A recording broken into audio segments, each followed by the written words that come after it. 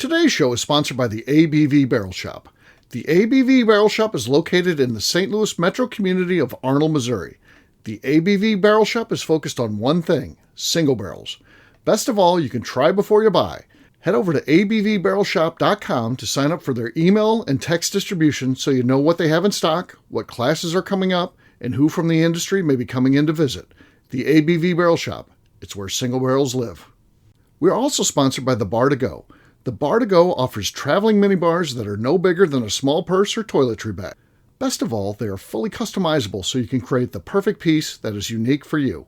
If you own your own business, what a fun and unique way to promote what you do. Check them out online at thebar2go.com. That is the number 2 in the Bar to Go. If you have wholesale questions, call my friend Isabel Clark at 504-481-1297. Finally, we are sponsored by the Neely Family Distillery. NFD is a family-owned business that keeps ringing up awards in the spirits world. Head to Sparta, Kentucky to experience the family history, award-winning spirits, and meet the Neely family. Check them out online at neelyfamilydistillery.com.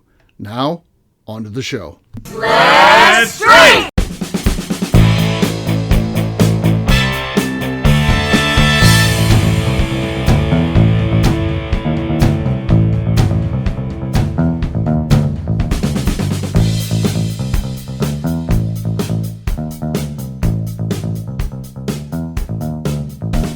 Welcome to the Bourbon Daily, the podcast about everything bourbon delivered to you every day of the week. Today on the show, we talk about Buffalo Trace's 100 sets for 100 charities fundraising donations. My name is Miss Becca Sue. Please join me in welcoming my co-host Steve Akeley, as well as our special guests Darren McRoy, Kathy Cool, and Jeff Andreezy. Hey gang, what's up? Hello. Hey everyone. Hey, so we're going to be talking today about something cool that Buffalo Trace has going on. Again, supporting charities, and they do a great job at that. And they do it on, a large scale. We try to, at the ABV Barrel Shop, try to do as much as we can. And I think that's important. We can't be like, well, Buffalo Trace, we can't keep up with them, so we're not going to do something. I think it's all about doing what you can. And Buffalo Trace certainly does what they can. They really go all out. And this is just another example. This isn't like the only thing we've talked about ever from them. Charitable work, but this is fun stuff. We'll get to that after the break. For right now, though, Kathy Cool, aka KK, had something she wanted to talk about. What is that? Yes. So, and I feel like there's always, in a couple, there's one that's one way and one that's the other way. Are you a clean car person or are you a dirty car person? Okay. I would just like to start off by saying I'm a very clean car person. Steve's been in my car. No, I am not. I am the dirtiest car person. I like to have everything in my car I could need at any given moment, which is a lot of things. Sure. Like fast food wrappers and stuff like that needs to be kept. Yeah, needs to be there. Yeah.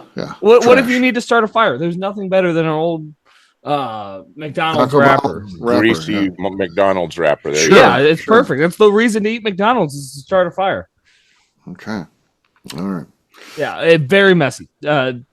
When I have a clean car, I don't feel okay. I don't feel well. Really? Okay. It stresses me out. Like, what if I get stuck on the road and I don't know? There's no dried cheese on an old burger wrapper for you to live off of. Why don't you put like a box in like your trunk? That's how it starts every time, and then it just overwhelms everything. Nothing goes out besides like once a year. I'll clean it heavily, and then I'll try and keep it clean. And he's literally like, I had like my briefcase, and Darren comes to pick me up, and thankfully he did that. I can't really complain because he's doing me a solid by picking me up. But you get in, open up the front door, and there's all these wrappers and shit like that. And then I was like, well, I'll just throw my briefcase in the back. It'll be easy. Shit falls all on the ground. Just open the door. So, it's like, God damn. Yeah, the back doors are not meant to be opened. That's definitely. I didn't know that. I should have just held my briefcase in my lap, but I didn't know. I thought I was just being smart, but I wasn't. So that's on me. That's on me, folks. No.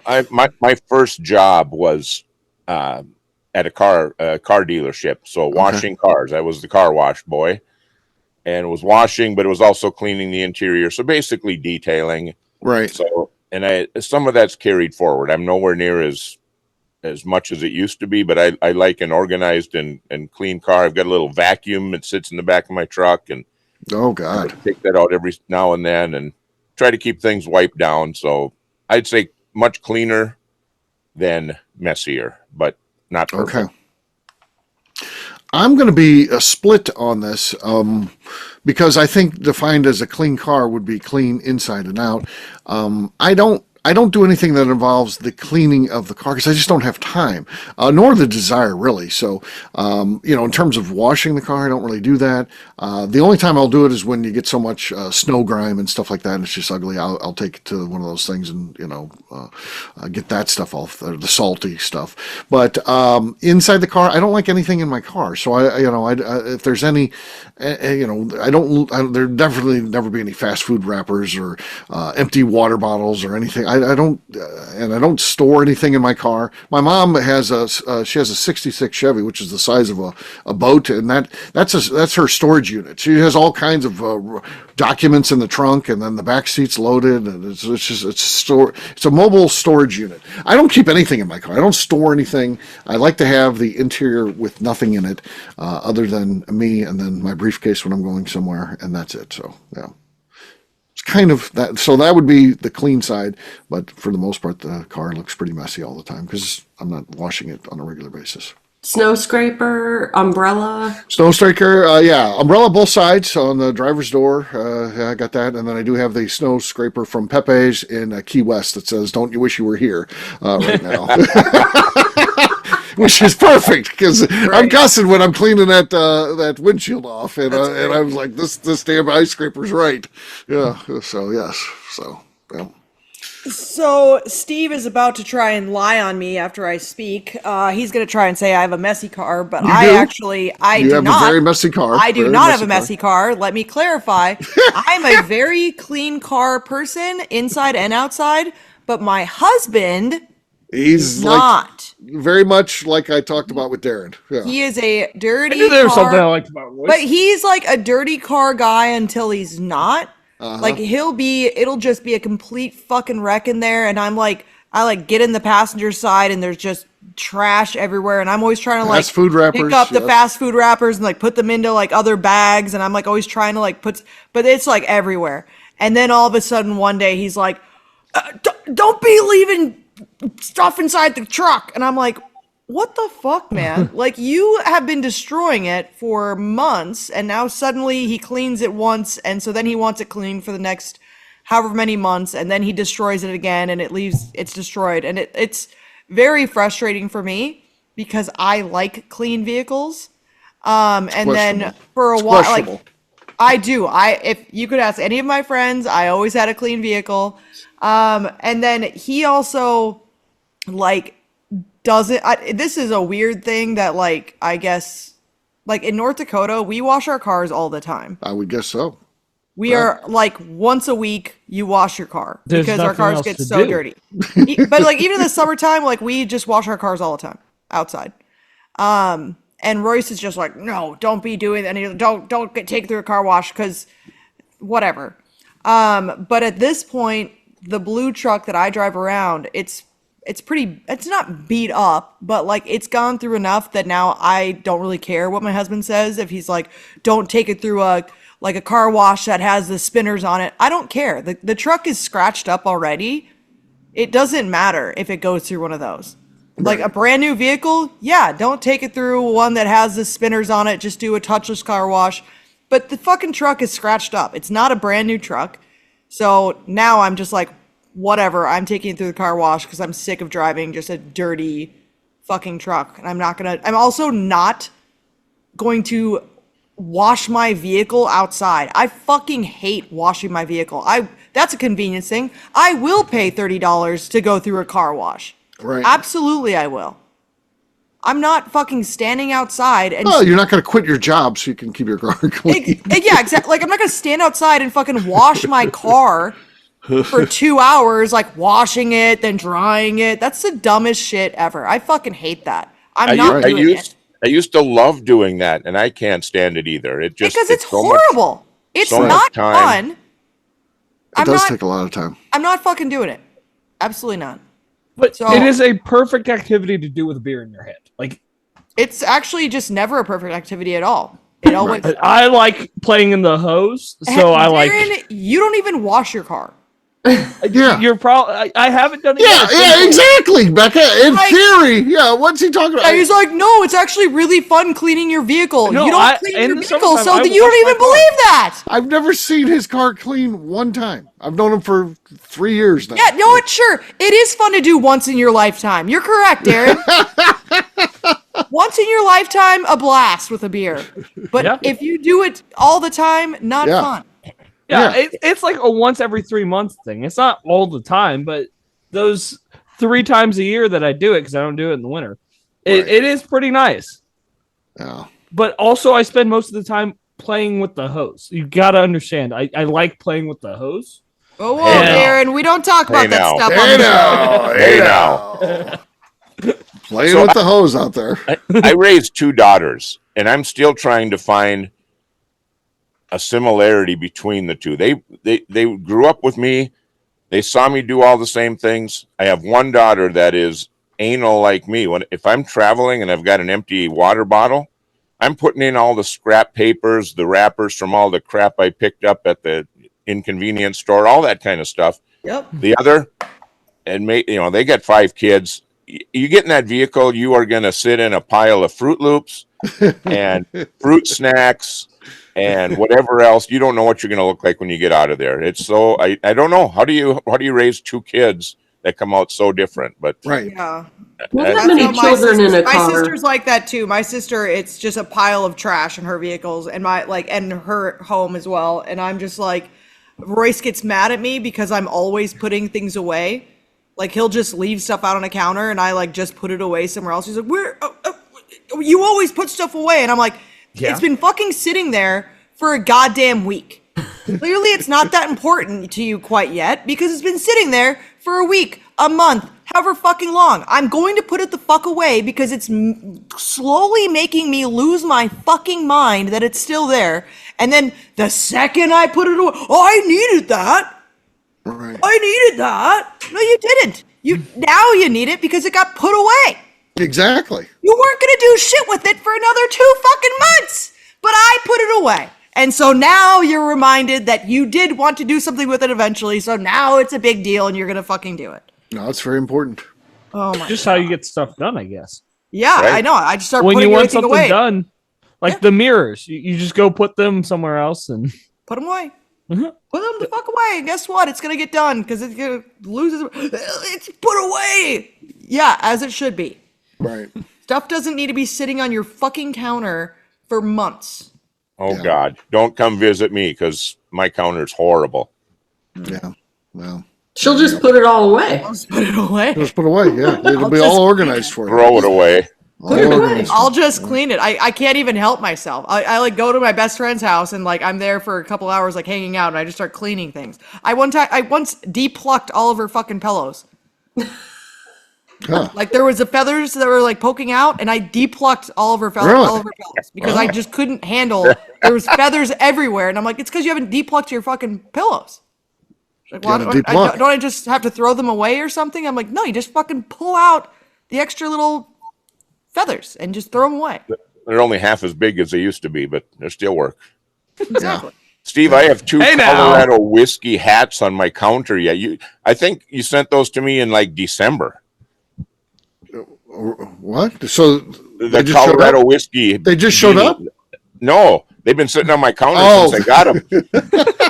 Yeah, that's been a while. That's been a while. Yeah. I don't know what to do with them. They're just sitting there. Okay. That's Put weird. them away. They missed a whole winter. I mean, for God's sakes. Well, I was wearing a different one, and Wow. so eventually they got to go away. I but- guess you're in Minnesota. You got another 4 or 5 months of winter yet. Oh, I know. Yeah. It's out. It's emergency purposes. Right. Yeah. Fair enough. KK, you asked the question. What about you? Yes, so my car I clean out probably twice a year. Yeah, that seems right. I have like cups and gym bottles, like water bottles, Sure. That's paperwork. That's nice. Yeah. Paperwork gets thrown back there, Paperwork. Sure. Yeah. Sure. Mail. Yeah. Mail. Junk mail. junk mail. Yeah, so I'll clean that out. I really want it to be tidy, but when I'm on the go and I have paperwork, what else am I going to do? What about when you're filling? Like, this is what I don't understand about people like the two of you. When you go and fill up your gas, Right. you're standing there waiting. Right. You're doing nothing. Some of the things that are in there, in your front seat, in your cup holder, in your little side pocket, just grab those things and put them in the trash of the gas station. You're standing there waiting to fill your gas anyways. The front's fine. It's the Well, you can open up the back door while you're So standing. you are allowed to open the back door up, actually, as well. Right. yeah. I didn't just Not in mean the Darren's front car. seat. I meant the Not front my seat. car. If there's front stuff up front, then do that one. But if You there's think nothing you up want front, me dropping stuff all over the gas station? oh Jesus, you wouldn't do that if you just did it Mine's every time more you went stuff there that and needs threw to go away in the some of your house. trash. Mine's more stuff that needs to go in the house. It's not trash. It's more like I got to take that in. Eventually. Eventually. Yeah. So you're like my mom. You have the storage. It's a storage locker for you. Well, I your did car. recently like clean it up and everything, and it was one of those club car washes, and she said, "Do you want a membership?" And I was like, "I clean my car 3 times a year." And she's like, "Yeah, you don't need a membership." Okay. Wow. So Hey, KK, that's the best way to how get does them this not talk. how does this jive with you and John, the new guy? Oh, he's tidy. His car is spotless. He's OCD. Yeah. He's got a container that he keeps in the back that anything that would go in the car will go in the container with the lid on it. I think Even that's like- kind of how relationships go, though. Like, there's like the one person with the clean vehicle, the one person with the dirty vehicle. That's exactly right. You know, And the artist. usually, the she's clean putting- car person ends up cleaning out the dirty car person's vehicle. There you go. Eventually, yeah. Eventually, So we the- lose our minds and we're like, I have to throw this stuff away. This is insane. It's so funny because the artist loves things organized, and as she's moving in, we'll bring a big load up, and all of a sudden it's put away.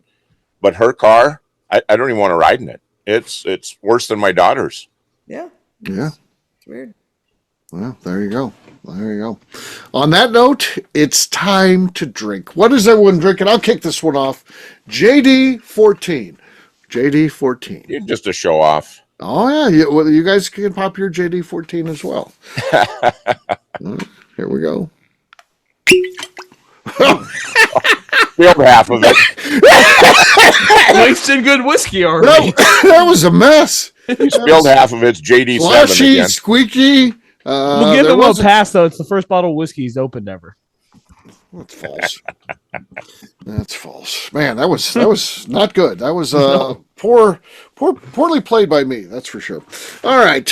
Next up is going to be Jeff. Jeff, what do you got there? I have a bottle of Heaven's Door double barrel whiskey. Okay.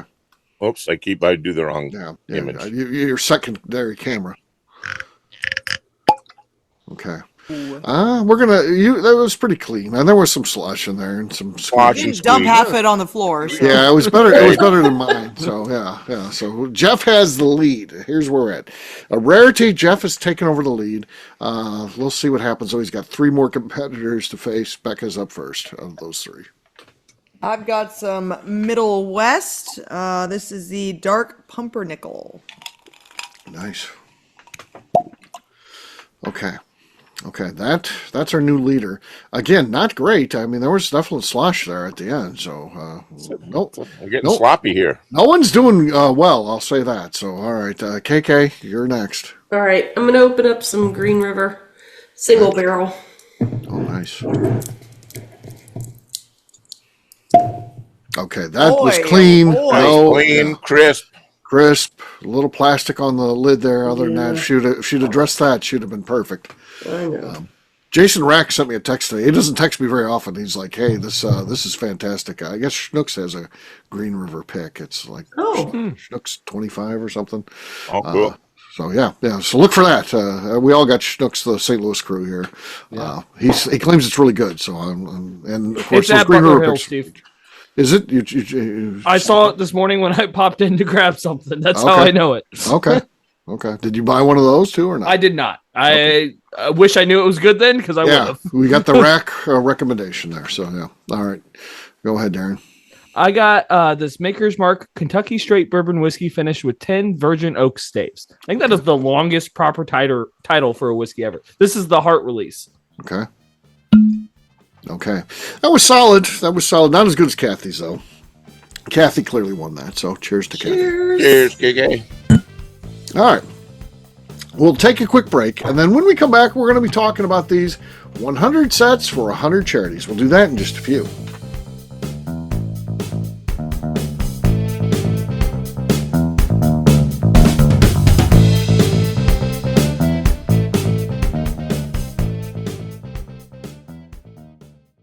Okay, let's talk about the people that make these shows happen. First up is the Stave and Thief Society. Via their in-person class at Moonshine University in Louisville, Kentucky, the Stave and Thief Society is the place where you, a bourbon enthusiast, can expand your knowledge and emerge an executive bourbon steward. In 2017, I completed my executive bourbon steward certification. It's the most comprehensive bourbon certification available and connects you with an expansive network of bourbon enthusiasts and professionals. Check out the full listing of in-person and online certifications and join the society today by enrolling at staveandthief.com. Speaking of executive bourbon steward certification, the ABV Barrel Shop in St. Louis, Missouri has developed a unique partnership with the Stave and Thief Society to offer a preparatory class to assist you in getting your executive bourbon steward certification. This prep class costs only $25 and is available to take live or online via Zoom. Graduates of our class receive a coupon code good for 15% off your executive bourbon steward certification held in Louisville, Kentucky. This saves you almost $90. Additionally, you can collaborate with fellow attendees to split travel costs when you go to Louisville. If you're interested in signing up for the class, simply head over to abvbarrelshop.com and check out the classes and events page. Last but not least, we are sponsored by Neely Family Distillery. Royce Neely is the 11th generation distiller in one of America's oldest distilling families. A visit to Neely Family Distillery takes you through family history, where you can see all the artifacts and newspaper clippings through the years from this family that started distilling in America after James Neely arrived from Northern Ireland in 1740. Today, Royce Neely and his team are crafting some of the best spirits in America. Their bourbon and absinthe offerings keep winning top honors in the spirits competitions. Recently, their absinthe made history as the first platinum winner in the absinthe category at the San Francisco Spirits Competition. Neely Family Distillery is definitely a bucket list destination if you are a bourbon fan. Learn more about their spirit offerings, visiting their facility, and the awards they have collected over at NeelyFamilyDistillery.com. And now, back to the show.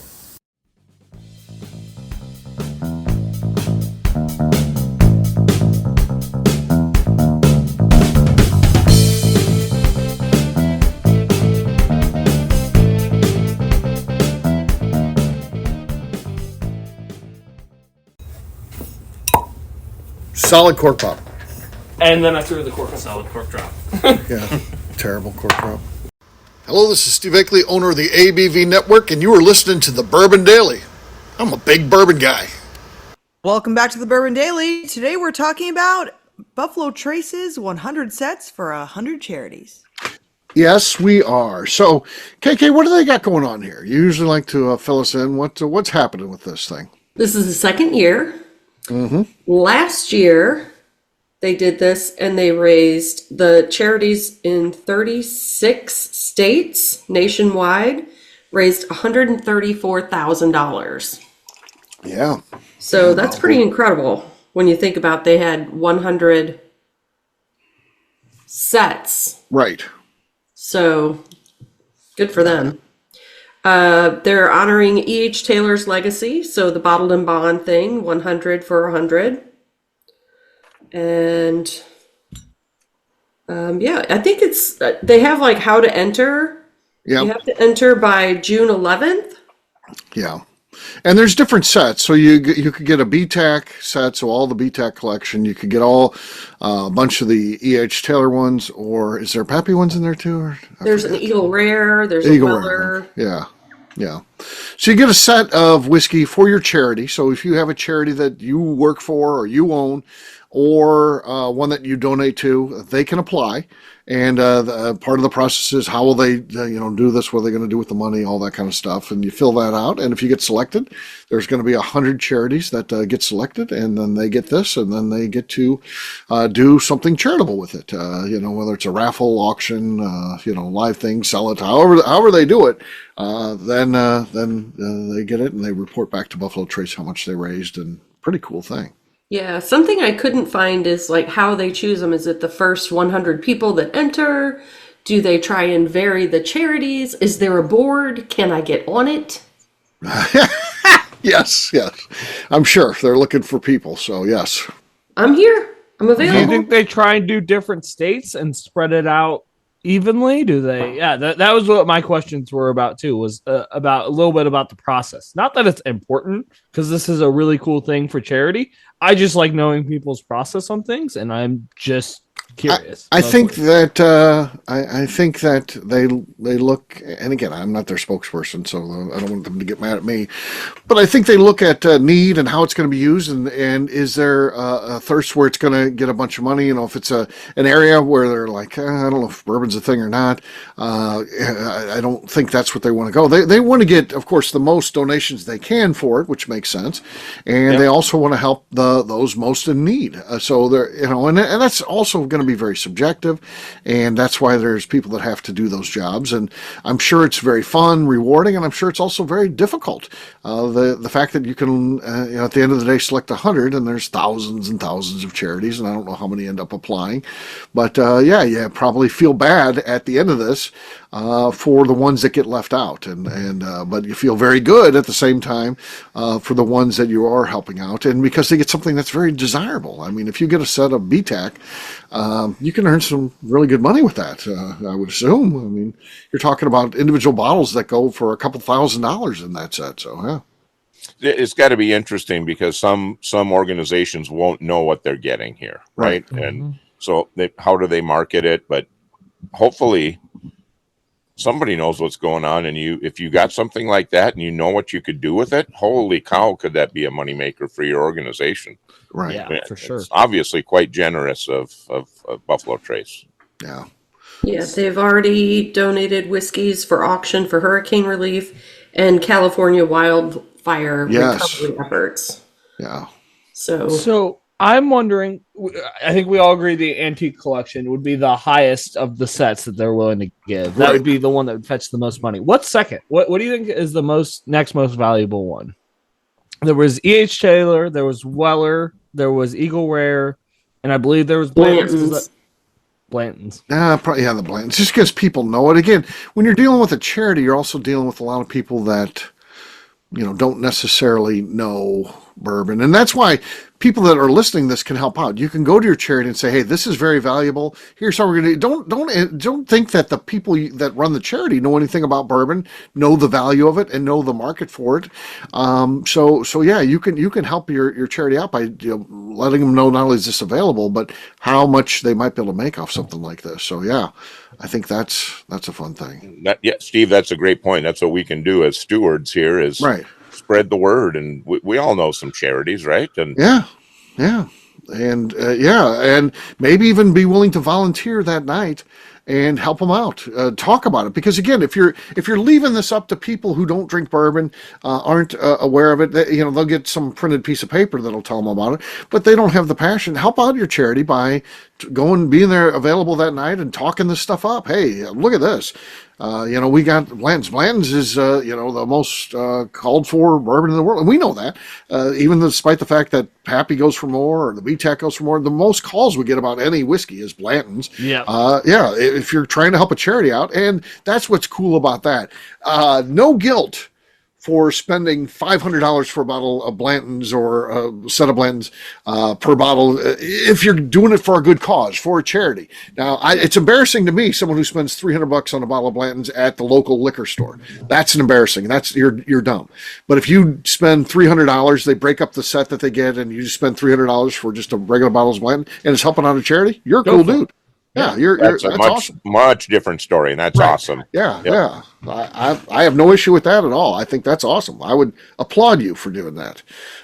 My stepson tried to call me yesterday, and I got a message. He won. He was the first draw out of 500 tickets, and ended up with a CYPB. He's a big Weller chaser, and I'm still trying to break him of his chasing habits. But well, dang it, he got something he's been wanting to find for a long time. So pretty exciting. So if you see something, if you've got a chance at something like that, and it's going to charity, that's even better. Yeah, I agree. So, yeah, this is cool stuff, right, gang? I mean, this is the bourbon industry doing good things. Yeah. So, hats off to the Sazerac Company, Buffalo Trace, for supporting charities across the U.S. because this is also a big thing on their part. Imagine this is the undertaking of going through all these applications, sending that whiskey out. I mean, this is a huge undertaking, and then doing all the accounting. But that shows you their commitment to raising money for charity, which is very cool. So I have a question. Sure. And I don't know if anyone knows the answer to this question, but does it have to go through the distributors before it goes to the charity site, or can they just mail it? Do we have any clue how this would work? I don't know. Probably by the letter of the law, it probably has to go through the distributor. A big company like Buffalo Trace may do that. I don't know. They probably work with the distributors within their network and say, hey, this is what we're doing. At the same time, again, no insight here. I would assume Buffalo Trace is doing it like that, but at the same time, I wouldn't mind if they just put it in the mail and got it to the people. Yeah, I would think I mean, it's for charity, and I don't think everyone. anybody would be mad about that. I don't think anybody's like, I can say with our liquor control board, they're like, hey, if it's a charity thing, it's still against the law to do these things for the charity to sell it, but we look the other way because it's raising money for a good cause. I would assume around the country that's the exact same thing, but I'm not saying Buffalo Trace does anything out of line. I'm just saying, if it is, I don't think anybody's going to care. Yeah, you're doing money for a good cause. Swing by the distillery and just pick it up, but when they see Darren's back seat, they're taking it back. You almost killed Darren there. Look at this guy. Hey, KK gets on the board. And she's like, "Do we get one of each of these then? Is this how they?" Of course. I will pack liquor in boxes. I will help you decide. I'll deliver the bad news to the people who don't get it in a very compassionate way. Oh, yes. Just to be a part of it. Okay. Fair enough. Well, there you go. There's a little bit about the good work Buffalo Trace is doing. And it's not just them. The bourbon industry in general does great things. A lot of people, the Neelys help out. You see them doing, a lot of things to help out charities. Everybody's doing what they can, which is pretty awesome and amazing. And that's just one of the things that makes the bourbon industry the best industry in the world. So there you go. We'll wrap this up as we always do by talking about where people can find us. Darren, we'll start with you. You can find me on Instagram at The Bourbon Adventures. Jeff. I'm on Facebook, Instagram, and the Cigar Dojo, Jeff Andreezy, 2 I's and 2 Z's. And I'm going to add that's done in full homage to Miss Becca Sue, not that copycat ripoff artist, Jim Gokin.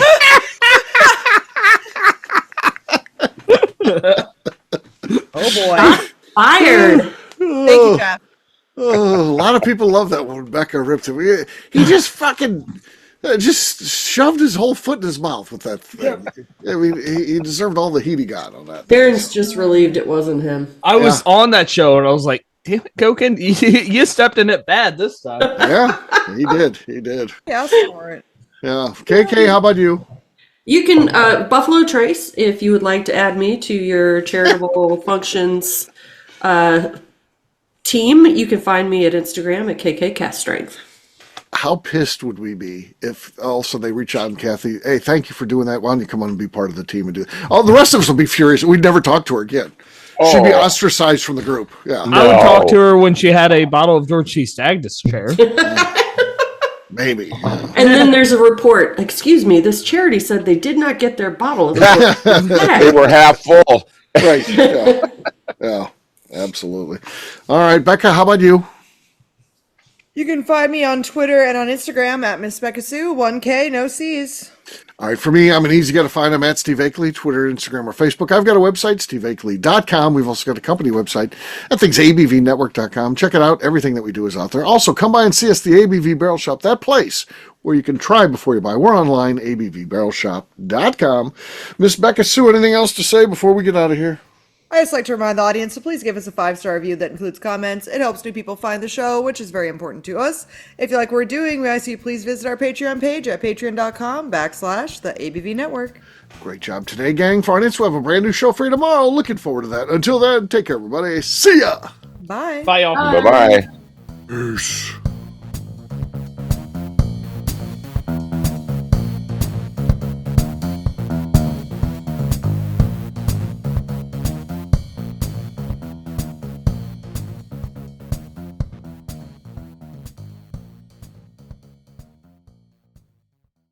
Before we let you go, let's talk about one last thing. The ABV Barrel Shop in the St. Louis community of Arnold, Missouri. The ABV Barrel Shop is focused on a couple of things. First of all, single barrels.